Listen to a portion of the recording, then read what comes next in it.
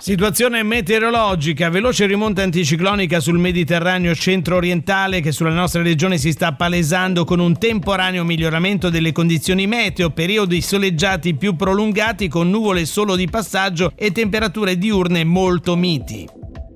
Nel corso del pomeriggio velatura o nuvolosità medio-alta in estensione da ponente a levante, mentre non si possono escludere locali rovesci sui rilievi di Aveto e Trebbia nel corso del pomeriggio, la nuvolosità in parziale diradamento sui versanti padani entro sera. Venti generalmente deboli o moderati dai quadranti settentrionali, locali rinforzi al largo delle coste imperiesi, mare poco mosso quasi calmo sotto costa sui settori centro-orientale, mossi o localmente molto mossi sulle coste dell'estremo ponente e al largo.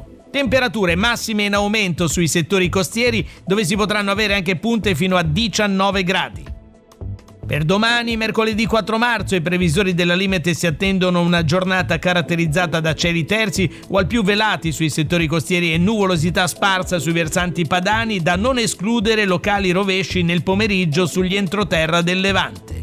Venti deboli o moderati dai quadranti settentrionali, rinforzi mattutini sugli sbocchi vallivi di ponente, rotazione pomeridiana dai quadranti meridionali su Tiguglio, Costiero e Spezzino. Mari generalmente poco mossi al largo stirati sotto costa ponente. Le temperature rimarranno stazionarie o in lieve ed ulteriore aumento, specialmente nei valori massimi sulle coste del centro ponente e laddove ci saranno fenomeni di compressione, in particolare sui versanti marittimi.